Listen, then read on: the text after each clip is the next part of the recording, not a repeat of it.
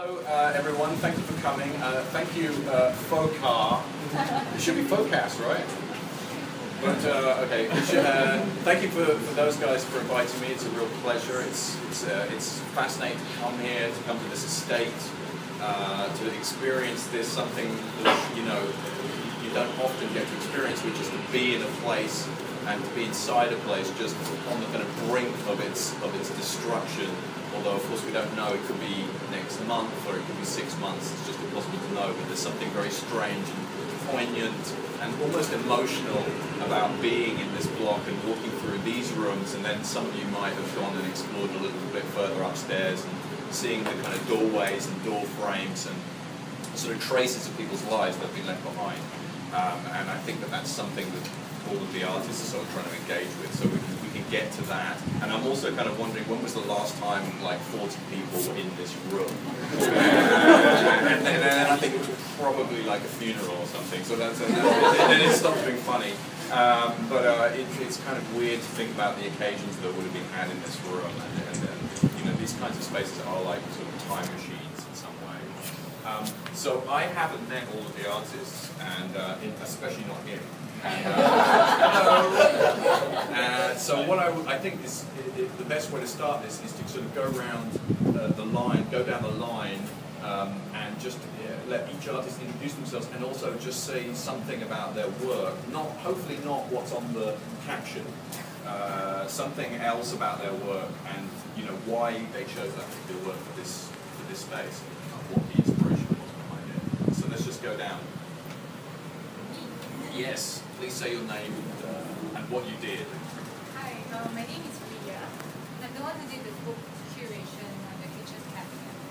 So, I guess I want to talk about, this is very site specific, but at the same time, when I first came in, I only see people that were involved in this project. But obviously I was wondering who lived here, what kind of people lived here. So I guess I wanted to explore like the flow of people, inflow and the outflow. So that's part of the reason why I did that.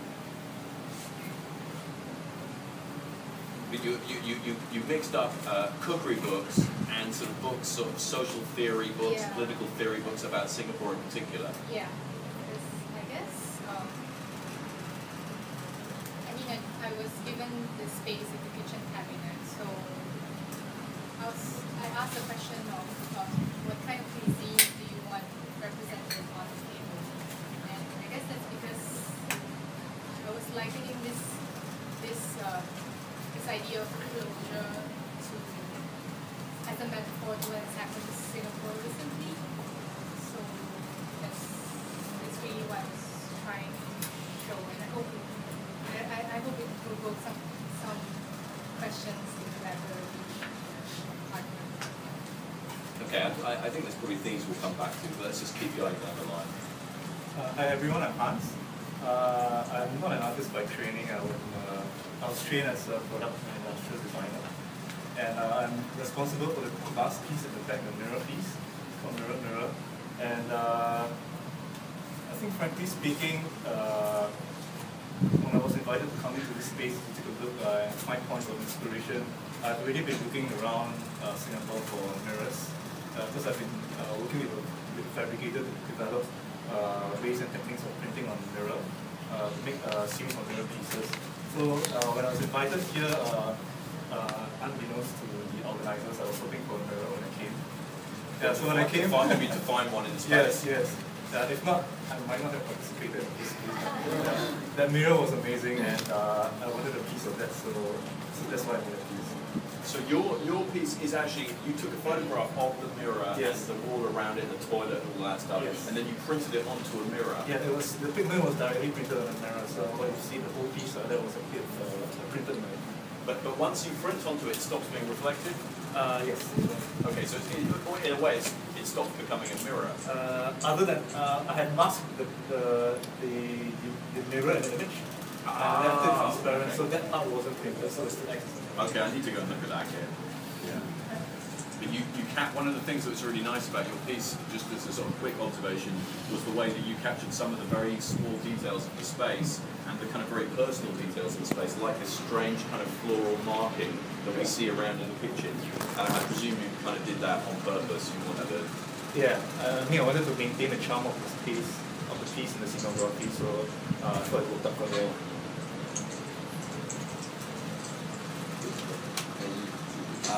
Shah Rizal,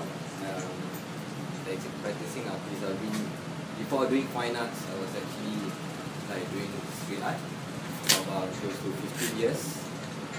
So in terms of my art education, I'm probably trained in sculpture. So I got my degree in fine arts. Then I decided, when I first come to the space, first thing I thought I get to play with the whole building. For myself, as a graffiti artist, I like to do something from the exterior. Sure. So I was given the interior to play around with. And then I thought I myself was part of the unlock, redevelopment myself. Right. Yeah, I got chased out from my own building myself. And the most favorite place in that house, the particular house that I used to have, is the kitchen. As practicing artists, we do go to the kitchen at about 2-3 a.m. Although there's nothing in the kitchen, we keep going to the kitchen. I don't know why. I keep going to the stove for nothing, we go to the oven, I know there's nothing, but I keep going back to the kitchen. So, and then I see the possibility of kitchen. I don't have my parents at home, I'm living by myself. So I try to create something out of nothing. So for this, I try to destroy the kitchen in a way that is pleasing, cooking up thoughts, cooking up ideas, cooking up things with just black and white, without colors, because colors come after. Something like that. So would you prefer to have done something in the exterior, like a piece outside? In terms of preference, as according to the lines of the theme, it's home. When I deal with home, to me it's a sheltered place. Right. And then sheltered is just not a physical space. It's also something that's in your mind, what makes you being sheltered. So for this work, I prefer to be indoor and outdoors. Okay, I'm Marcel. I'm actually a current student at LaSalle, majoring in photography. And my work is video on the TV. Yeah. So I turned the volume down. Sorry. Yeah, no problem. Okay. What I actually wanted to do was to capture and document the environment, because these are stuff that is going to disappear, and I feel that why not document it, video it, or even photograph it before it disappears. Yeah, and the reason why I had it very dissected, was because I was actually capturing a time lapse, and what I wanted was to have the time lapse in real time. Can you explain to us what that means? Because we know what time lapse is, where you set up a camera and you wait 24 hours, and it takes a photograph. There's a timer, yeah, and then it speeds up. Okay. Yeah. A period of time. Okay, so what is a real-time time lapse? Okay. Traditional time lapse would be basically taking photos or videos at certain intervals. What I did was I did it with the same basic principle, except each frame is overlaid over each other. So in a way, it is time lapse and it is also real time also. Okay. Yeah. So how long did it take to shoot? It took me about 1.5 hours to get a 1 minute and 20-second video. Okay, so it's like time lapse, but a very compressed period of time. Yes, it's exactly like time lapse. Yeah, and you did a day and a night. No, this is actually during sunset period. Right. So I started half an hour before sunset and ended maybe half an hour, 45 minutes after sunset. Yeah. And this is the block we're in now? Yeah. Just right outside. Okay. You're ready. I'm Ray Lau. I work mainly in video art. When I come to this space, I respond mostly with the idea of like a space that is involved. So it's almost like a person who is going to die soon, or is going to be destroyed soon. And I actually like the whole idea of this old building, old walls, old stuff. I find that this idea of having something that is alive before and now becoming dead is quite interesting to me. So I saw the room and I want to respond to this space. So when I work with video art, I like to use the space as part of this installation. So I asked to use this room and I want to video someone sleeping. So I actually hired a person and I asked her to just sleep and I shot her sleep. And interestingly, when I was researching about sleeping, it was in some old folklore that sleeping equates to dying or going to die or death itself. So I find it's quite appropriate for this building, which is going to be torn down soon and dying soon. The whole neighborhood is dying. Yeah, it was quite in line with this idea. And I use projection on the window for audience to look at the work on the outside. Where sleeping is usually very private. But you can look at the work as someone sleeping in a public area. And I placed another monitor just to reflect that image. And the video is shot almost an hour long because the person is really napping. And I edited it to I compressed it and to almost 20 or 30 times faster, so that you can actually see her jiggering all around.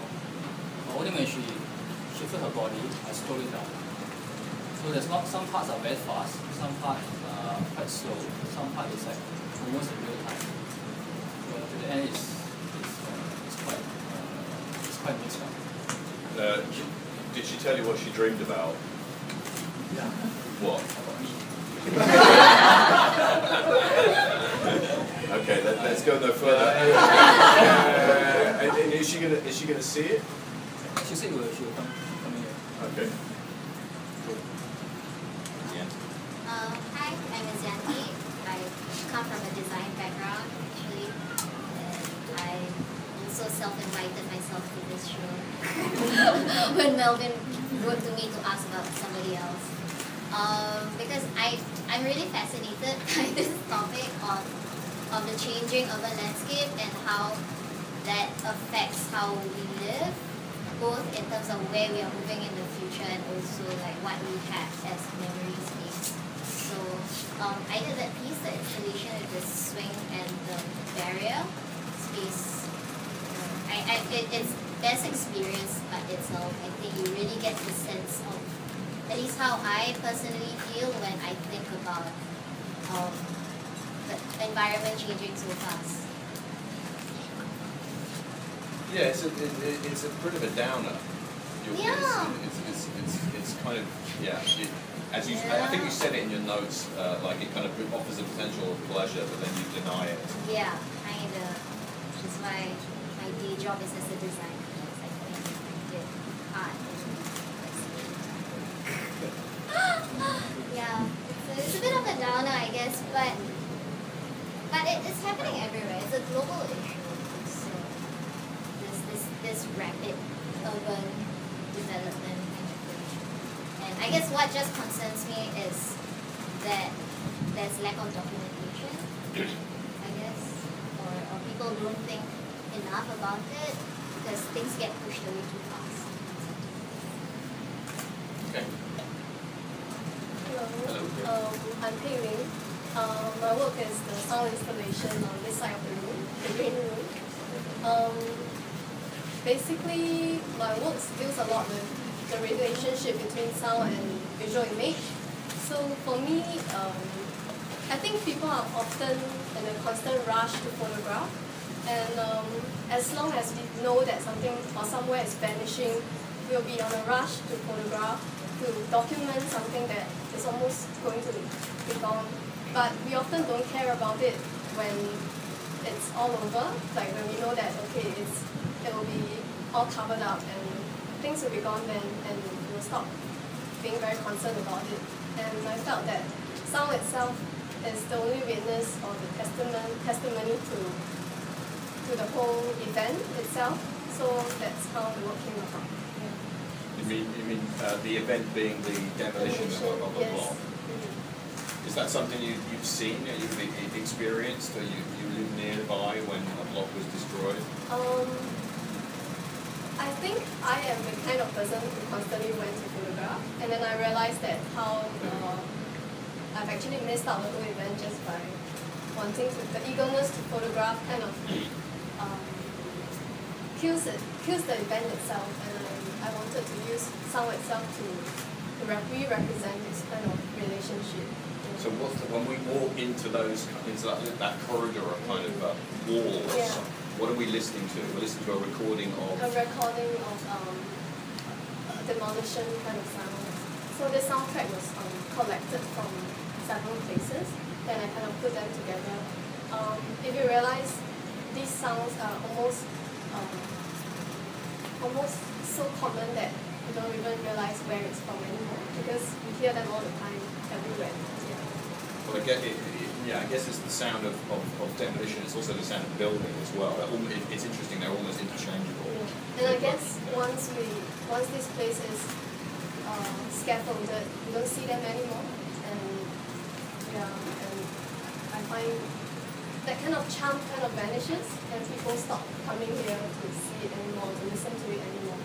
So yeah, that's kind of the reaction I get when I go to this place. Okay, thank you. Hi, my name is Rudy. I'm an architect by training, graphics and multimedia design by experience, and I've been doing visual arts since 2008. My work is this sealed room over here, called Part 3, alone in my heart. And how it came about was it uses my response to the context, which is an old HD reflect. I used to be a foreigner, and I came here when I was a 9-year-old child. So I moved around between I think 12 to 15 different HD reflects in my time here. Wow. So, yeah. That's So, a lot. yeah. When there is this idea of an involuntary kind of closure or demolition to a place, it resonates a lot with my involuntary closure of feelings of alienation and being a foreigner in those different locations in Singapore. So what I did was I took away the door from the room, and I pulled it along as I walked the precinct as a way to resist, or maybe as a way to revisit those moments or those involuntary closed rooms that I have in my heart. As I walk the door, I'm enlarging the boundaries of those rooms, and with the hope of maybe dissolving it even, or leaving the room finally. And this is why you can see an image of me pulling the door only from the outside, because that's how I want to see those memories, I guess. Was it heavy? When you drag it along, it's not too bad. But to lift it up, I think you need two guys. Something that, coming into this flat and going and looking at all the artwork, as I was sort of talking about a little bit earlier, is something quite exciting, and there's a certain level of voyeurism, I guess, even though people have long left, or someone said they haven't left that long ago, but and then finding one room that we can't go into is really frustrating. It's like, but somehow, it's a good thing. But it's kind of like I want to go into that room, even though I know what's inside. I sort of feel very annoyed that I can't get in there and have a look at that room as well. So I want to see all the space. Yeah, I think that's how a lot of people feel when you know, the environments that they used to live in are torn down and physical memories are taken away. Like you feel that you cannot enter that room anymore. Yeah, right. Yeah, and we are frustrated by that, but we just have to find a mechanism to sort of deal with it. And I guess the door, to me, its weight would always remind me of that room. And maybe using the symbolism of door as a portal, it also conjures to me a sense that I can then reimagine a new room through that door. Right. Yeah. Thanks. Okay, so now we speak to Calvin, right? Who's Yes. Where are you? Hello. Can everyone hear me? Yes. Can you hear us? Sorry. Can you hear us? Yes. But not that clear. Well, can you just tell us a little bit about your work in the space? Sure, no problem. Yeah, okay, I'm Calvin. I'm an architect and urbanist based in London at the moment. As you can see, I'm not present on site. My work is called New Workers. It is actually a set of portraits of all the 8 artists. So it is actually a reflection or even a tribute to us creative workers who like to work and live within these spatial influence of the industrial past. And this is something that I've been looking at for the past 2 years, which is about investigating the transformation of cities from Fordist economy to post-Fordist economy, from doing industrial work to creative work. So, you know, with all these talks about the creative industry as a new pillar of growth, so what does this actually mean? And what I wanted to capture in this portrait is the subject, today's worker. How do we work? How do we communicate? How do we live? So the choice was to use Skype with the webcam to take photos of the 8 artists. And this is to actually reinforce like the everyday scene of how people work and communicate. So if you were to see like family portraits in these old flats, what you see is that it has a very heroic representation of the entire family. Whereas what I wanted to do was to actually just use a very daily but now mundane tool like Skype and a very low resolution webcam to take photos of the different artists. So I was hoping that this could contrast against what Teban Gardens was actually built for. I mean, a very short history. Teban Gardens was actually built for industrial workers who were working in the Jurong industrial estates. So it was some kind of basic welfare provided to these workers. Whereas for us artists, we come in and inhabit this industrial ruins. So what I wanted to capture was this transformation and this difference between what Teban Gardens was built for and how we come in after its, should I say, death, and how do we reuse the space.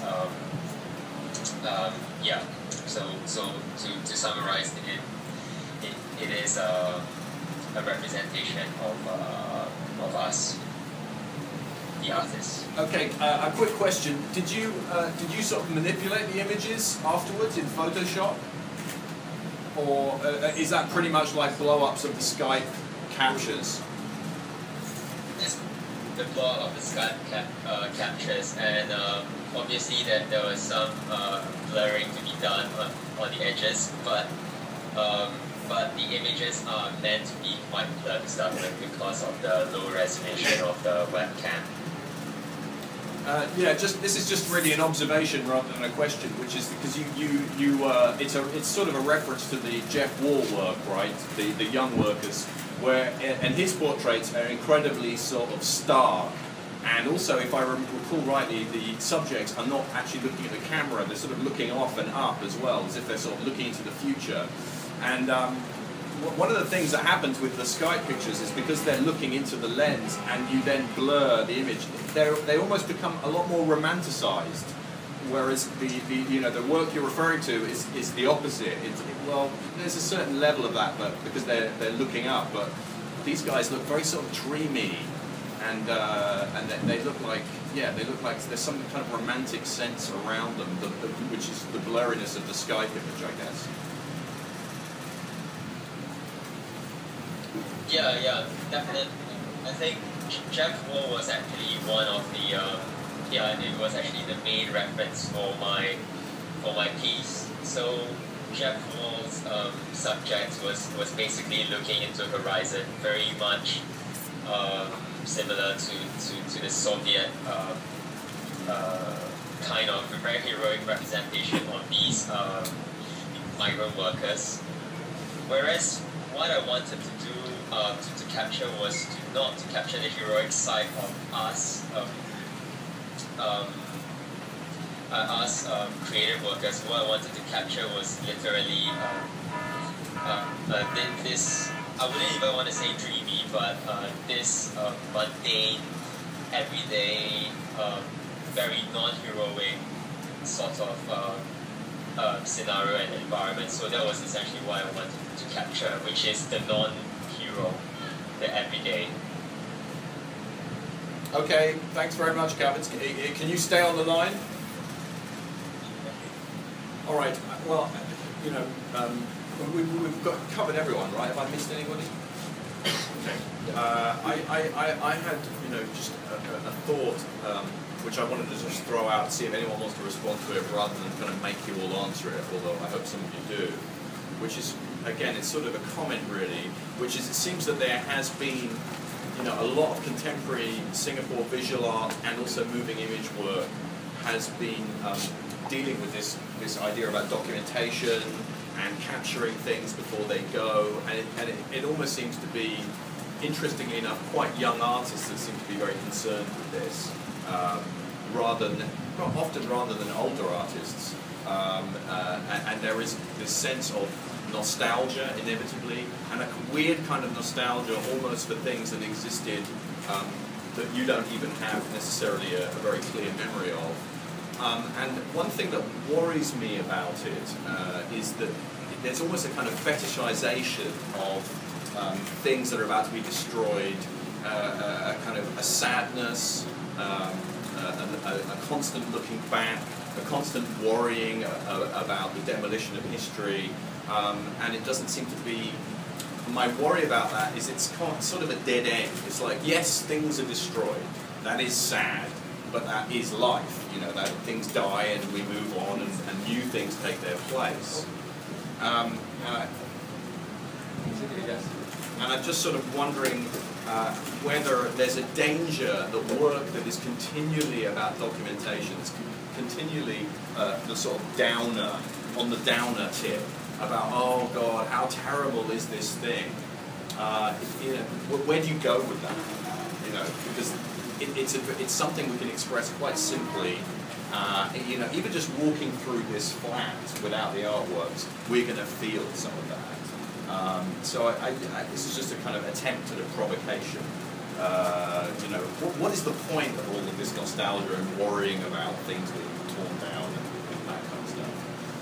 I mean, haven't we got enough documentation now with our phones? We can take photographs of everything. Do we really need to worry about that now? You. I guess I don't know what we are doing with it, but I suppose it's an expression of our anxiety, and I think the reason why it's a lot of younger generation artists who fetishize like the nostalgic is because things move faster in our shorter span of life. Things were already moving faster than they did for like our parents' generation. So I think it became very apparent the lack of roots. Like it feels very obvious that there's not much holding us down. So there's just that tension, I guess. And I think it's just like a sense of bad omens. Okay, like an analogy would be, do you know like recently there were all the trees that like when there are heavy storms and like strong winds they collapse? Yeah.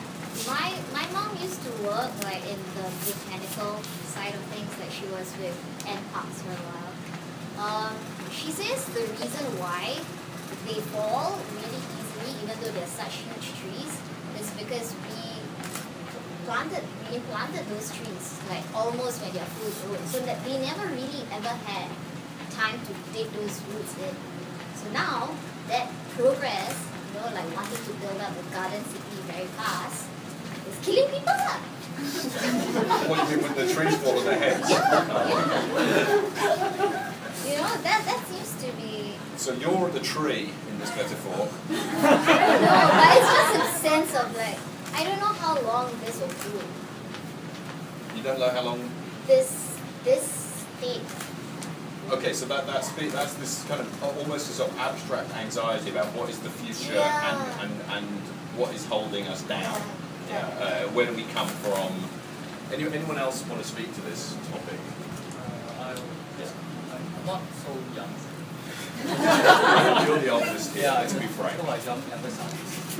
Well, I find this obsession with documenting and relating the work with things of nostalgia and I think it's more like a reactionary response rather than on your own doing. Because the government is always talking about cultivating our arts and culture and what's meant to be Singaporean. New buildings and new structure is coming up all the time, and all those old buildings are torn down. So the idea of having to form your own culture, your heritage, but in a very new environment, I think it will cause this reaction to many artists. And I find maybe for younger artists, they will use documentation as a medium. Because they have more access to like gadgets, phones, cameras. I think they're more used to using this to capture images. Okay, right? Like more like older people like us, probably just remember it or write it down or even sketch it. But of course I do use the camera. But I think it's a response rather than like really it's a choice to do that. Is it a problem that we are only responding? You're asking me? What do you mean? You're responding to the like space? The trend seems to be we are always just very reactionary to things happening around us. No, I think the problem I'm trying to identify with is, you know, you can make a work that sort of says, you know, this is really sad, this thing that's happening, but it's like, you know, where do you go with that? And as an audience or as a viewer of that artwork, what do you take away from that? Because, you know, just visiting this building in itself can kind of give us that sense, and we just know about the context for it. So, you know, how do the artworks add to that, or where, kind of, I guess in terms of thinking, where do they take us? You know, because future is happening, and if artworks are always just focusing on these little pockets of things that are being knocked down and destroyed, and people are feeling slightly sad and nostalgic, and there's all that poignancy, all that, and that is a very powerful, emotional, seamed kind of work, for sure. But it's like, artists also need to be engaging in the business of what's happening next and where things are going after that, don't they? Okay, can I add on to that point? Yeah, frankly, I'm very sick of all of you artists. Okay, as a non-artist, I can stand there and, like, you know, criticize. But the point is that I'm very tired whenever one of you, like, or somebody goes like, oh, the chair, it's old, it's from the 90s, it's my childhood. Someone threw it away, wow, it's precious. Like the estates, and oh my god, look at that, the chair, the furniture, the old people. I'm so sick of it. My god, it's like if you were there 10 years ago, you didn't appreciate it, why do you appreciate it now, you know? It's like suddenly it's going away, suddenly it's a novelty, it's like new, it's other, it's curious, and it's being worshipped as something cool and interesting and new, and come on, it's like you are looking back at the past and you are not progressing by building onto the future, which is the whole point of it. Well, I'll throw this back to you. So what do you think artists should be doing? As what you point out is that the feeling is I don't powerful. know, I'm asking. Oh yeah. So I've said, as you said, when the feelings evoked is powerful emotion, you can build on it, but the value is not universal, you see. Like, as in, we are kind of stuck at old estates and old furniture and stuff. Could we use that and build upon it to create something new? As in, we are eternally stuck at these things, like I said. As in, I don't see us saying new things. We are always saying we are losing this, we are losing that, feel this, feel that. So what can we conclude from it? You see, nothing is there. Actually, as the organizers, basically what we tried to do, which is exactly what we had this conversation within as organizers, talking about, when we come to this space, immediately the feeling is there, okay, closure, being, it's going to come down, there's a foreboding, there's something coming, something impending, a doom coming down. So basically what we wanted to have, which is very much dialogue, documentation and discourse, which as artists, as people being standing right here, as the organizers ourselves, I think all of us come together collaboratively to talk about these issues, and it might not be the artwork itself telling what to do after the loss or after the progress, but very much what we say now, very much the event in itself being here again. And I think when you introduce all of us saying that, when was the last time 40 people are here, the idea of it being something, everything that happened here is actually something already very new. And, most of us touch on loss, but, the government has already touched a lot on progress, So actually, naturally, the young people would also want to talk about progress. It gets political sometimes. So sometimes when we choose to talk about loss, it gets political and we get to choose. I'm digressing. Can I just jump in there? I'm curious because you go to other cities in Asia and Southeast Asia where there are the same kinds of things going on, and in some places like Hong Kong, it's even worse. Where you've got a government that doesn't really care about the old buildings particularly. Whereas in Singapore, there are huge committees and bodies and organisations that are pondering what to save and what not to save, and we may not always agree with their decisions. But they are trying to save some things, and they have saved some things. But why are Singaporean artists so obsessed with this topic? Do you think? And this is open to anyone really. Whereas it seems to be something very specific to here, because it isn't the phenomena of loss and destruction of the past is not unique to Singapore. I think because from a young person's point of view, I don't think it will resonate with everybody. But generally, as I mentioned, loss is, I see that opposite is progress, and progress has been taught to us since we were young. So when we keep hearing it, we don't the textbooks that we have, they did not teach us to remember the past, how it was last time, how relaxed it was, how we had this we can do this kind of thing and that kind of thing. We don't do that. We see a lot about what's coming next. The new Lake District that is coming up in this place, and it's actually one of the reasons why Teban Gardens is coming down. And we have heard so much about Teban Vista that is coming up very soon here. We hear so much about J-Cube and Jurong East Entertainment Centre being more of an entertainment hub, moving towards Jurong. So we hear so much of that, but what is being lost right here? Just on the cabinets you see a lot of old objects. These things are examples of things that people leave behind. And I think as young people we get fascinated by these things because we see older people using them.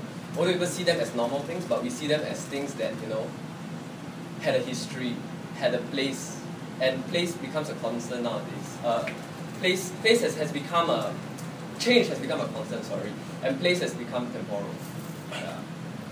Ben, I think it is not fair to say that Singaporean artists can be categorized as a group of people who simply think about the past. Because from what I look around, and especially in this exhibition, I don't see that at all. If anything, what I see is one scenario where Singaporean artists are grappling with the reality of past that has been lost and how we can then move forward from there. So I disagree with the viewpoint that Singaporean visual artists or sound artists is this bunch of nostalgic people who simply keep looking at the past and complaining about what we have lost and then just being stuck there. Actually, I feel that it might be a reaction to the government progressing way too fast. And like, like you see, Singapore has changed it's always changing. If you go back 10 years, it looks very different. And if you go back another 10 years, it looks different. Like, I remember when I was working part-time in a restaurant, there's this customer, okay, he comes to Singapore like every 4 or 5 years. Then he actually told me that every time he came to Singapore, he don't recognize it because it's always developing. And I think that it's this rapid development that actually caused us young artists to actually react to it, to want to document stuff that, you know, the government may not even want to leave it there. Like, say, the old National Library. Okay, it was make way for a tunnel which actually is practically useless. Yeah.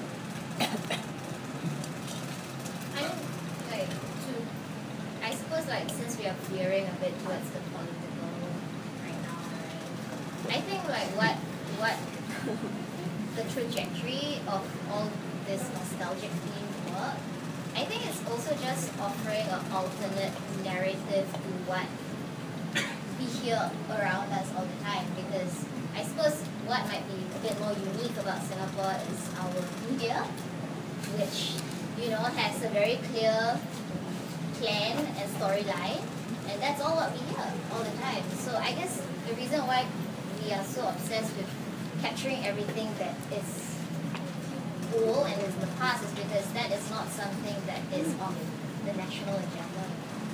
So it's just being obsessed about things that are not being said by the powers that be. Should I ask Calvin, have you been listening to this?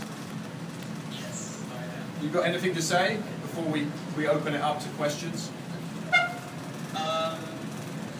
Yes, maybe, yes. Firstly, the thing about conservation, I'm just wondering what we actually want to conserve. Firstly, if you look at, I guess both sides of the coin, be it the civil activists, the civil groups, or the government, both groups tend to want to conserve memorable, special landmarks. For example, a national monument or old school that needs to be conserved. Whereas the civic group is championing to conserve the old National Library, Bukit Brown Cemetery, the KTM line, railway line. So beyond these landmarks, can we actually conserve?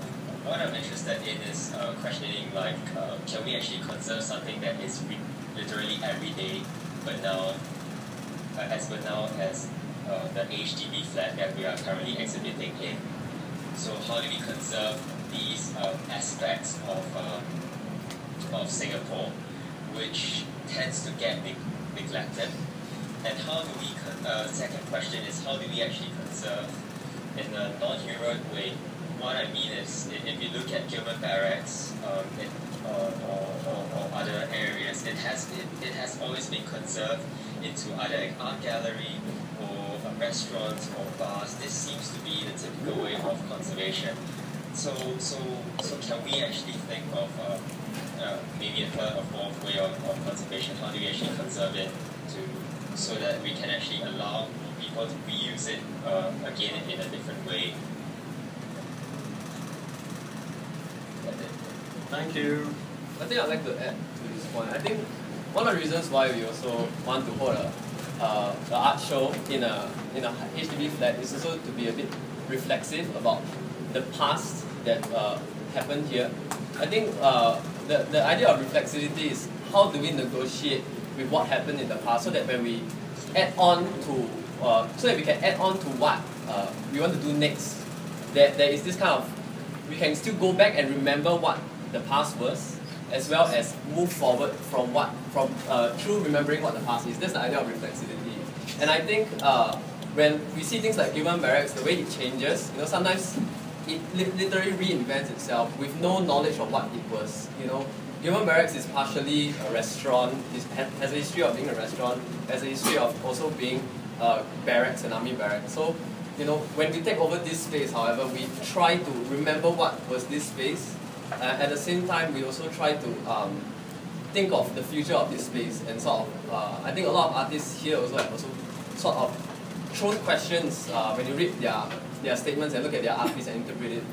It causes you to think, and that is being reflexive. And hopefully, as this art show in itself also allows, as you all look at the works, it also helps you all to think of more things, and hopefully it will bring you out into another level up, into some other idea, and yeah.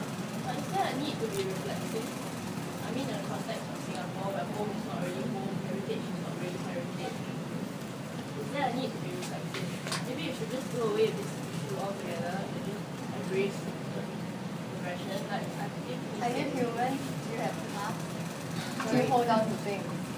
Hold on to things. If you're a human, you do that. That's why people tend to go in these directions, I feel. But what do you mean by home is not home and the heritage is not heritage? home, Singapore is a city-state. And it is artificially created. And I mean, the concept of HD itself, why a void deck called void decks? I mean, that itself is an irony. You can't say something that you can't tackle. And I mean, I'm speaking in terms of urban planning. So, we're in a HD flat, right? If it's gone, it's gone. And then you build a new one because why? Typologies change. And lifestyles change. And the segments in the community change.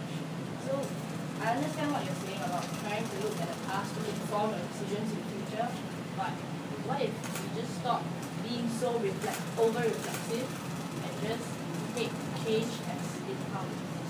And I understand what you said about this, the nostalgia thing. I mean, there is a stereotype about it because there are a lot of artists that are doing that now, and so what would your alternative be? Would artists sort of just create corporate art to be stuck in a casino? I mean, what? Not necessarily corporate art, but art that projects more into the future instead of looking back. Because there is this period where you look back enough, that there's enough documentation.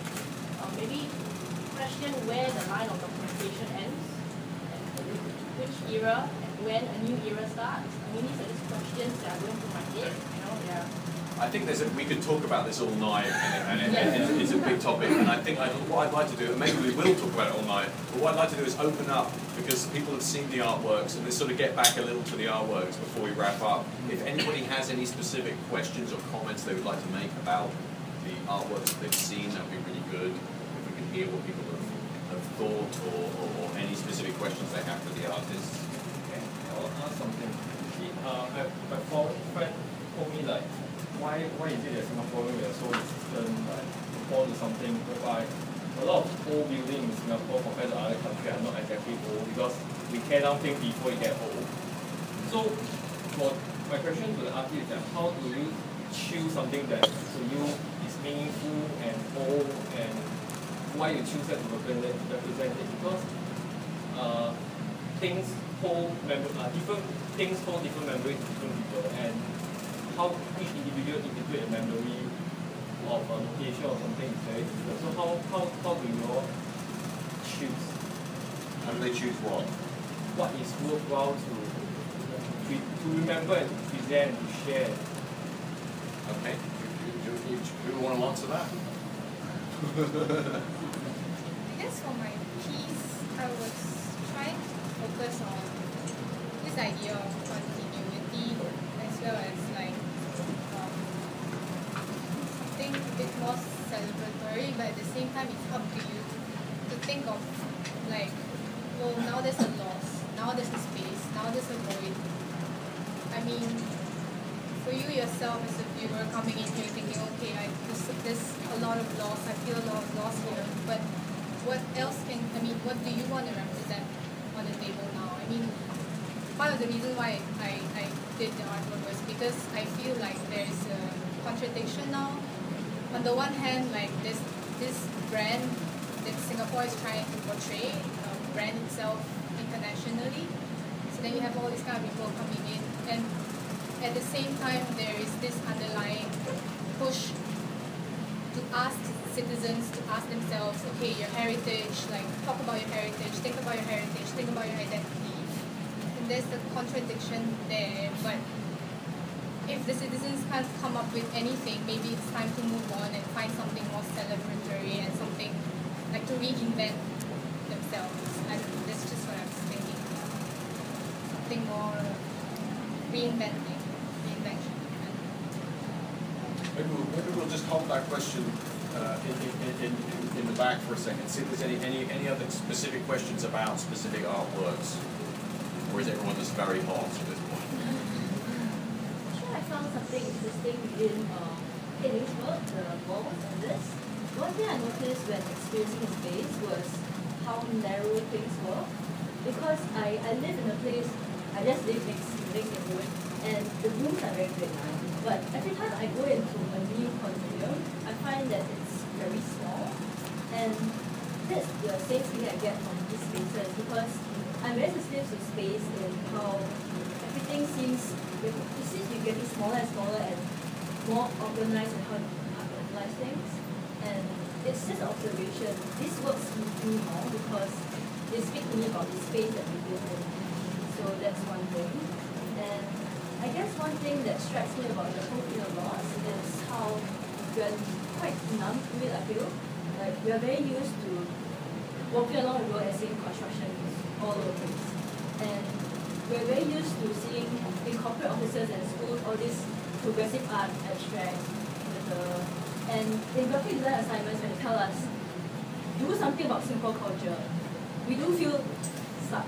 You know, it's always this void that we have to feel like, okay, we know we're a lot of progress, but it feels like we need to fill things up because we don't really have that much drawback on our history. So usually what we draw back on is our childhood memories, maybe a bit of that, but that's one thing I realized that trying to portray lived culture is very difficult. And it feels like a lot of like retrenchment branding, it's trying to get there but not. It doesn't really seem to feel what we think of as culture. So that's my thing. I find that things about space and things that talk about memories that are lived resonate more with me as a Any other comments or questions that anybody had? Yeah, I think like what you mentioned about the state going through this phase of damaged romanticism, we try to go back, but you know, you're trying to find something that is not there because it's all a construct. So, but I mean, it doesn't mean that we don't have a space to kind of talk about it, you know, and to feel for things still. So, I mean, the point of having a gallery space is to just invite artists to come in to talk about things that, you know, that is worth talking about for themselves personally. So, yeah, it might be the same old thing, but it's still a release for the artists that are involved in it.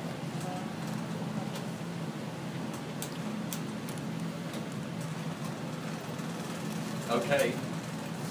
You got something? Yeah. I really enjoyed this one. The one that is dragging the door along.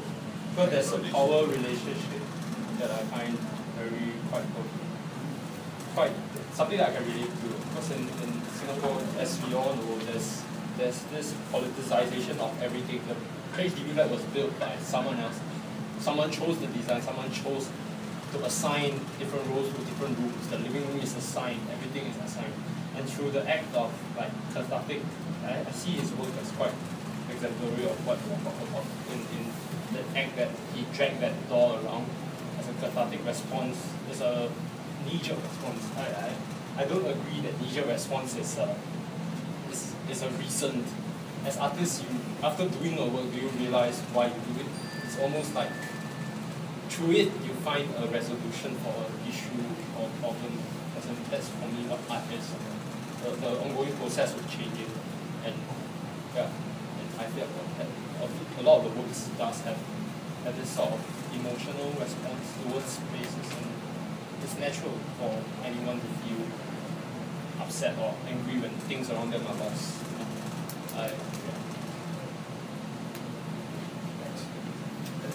Just to kind of finish off, do any of the artists want anything? Do you guys want to add anything or say anything else about your work or some of the things that have been talked about? I want to say something. Yeah.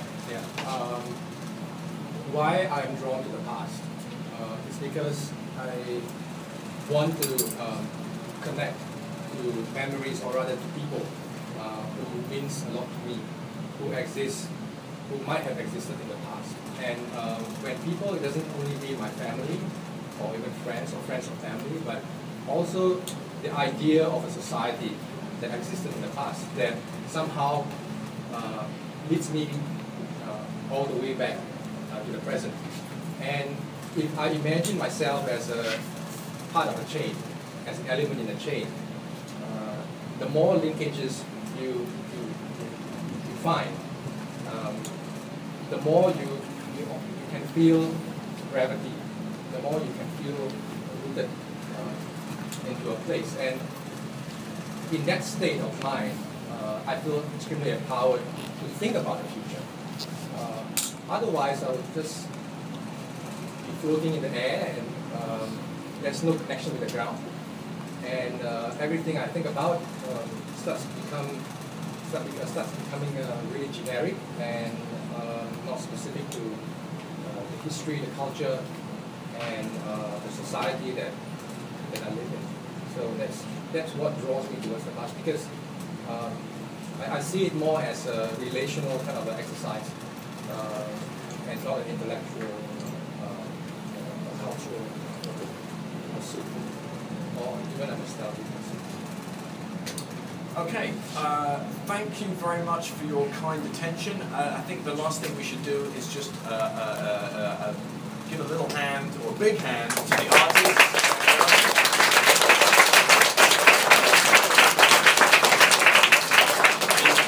Thank you, all of you, for sort of being here and getting involved in a very interesting and passionate debate. So thanks very much.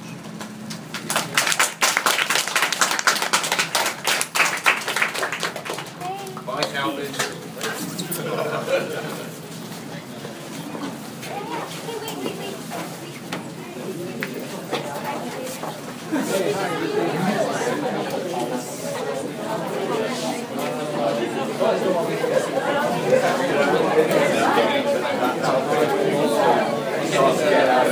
Hey.